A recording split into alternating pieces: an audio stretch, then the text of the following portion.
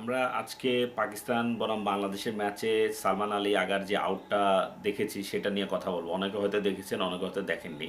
আমার মনে হয়েছে যে সালমান আলী আগা বলটা পিচ থেকে, বলটা ডেড মনে করেছে, সে বলটা পিচ থেকে নিয়ে হয়তো কোনো ফিল্ডার বা বোলার হাতে দেওয়ার জন্য। সাধারণত এটা হয় যে অনেক দেশের প্লেয়ার ভদ্রতার খাতিরে তার সামনে বলটা পড়ে আছে, সে বলটা হাত দিয়ে ধরে নিয়ে বলারের কাছে হয়তো কিপারের কাছে তা থ্রো করে বা হাতে দেয়। এরকম হয় অনেক দেশের প্লেয়ারের সঙ্গে, অনেক দেশের বিদেশি প্লেয়ারদেরকে আমি এরকম করতে দেখেছি অনেক সময়।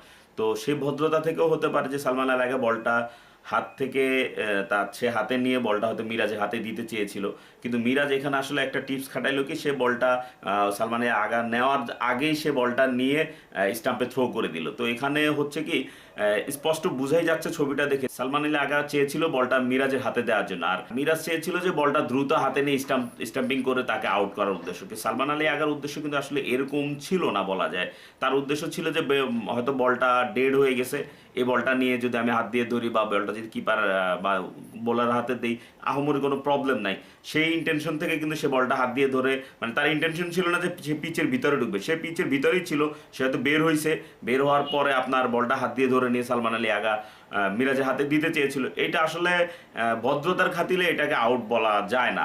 আমরা কিন্তু ক্রিকেটের মধ্যে এরকম অনেকবারই দেখেছি যে আউট হয়েছে, এটা লিগেল আউট বলা যায়, ফেয়ার আউট বলা যায়, আপনার যাই বলেন আপনার ভাষায়।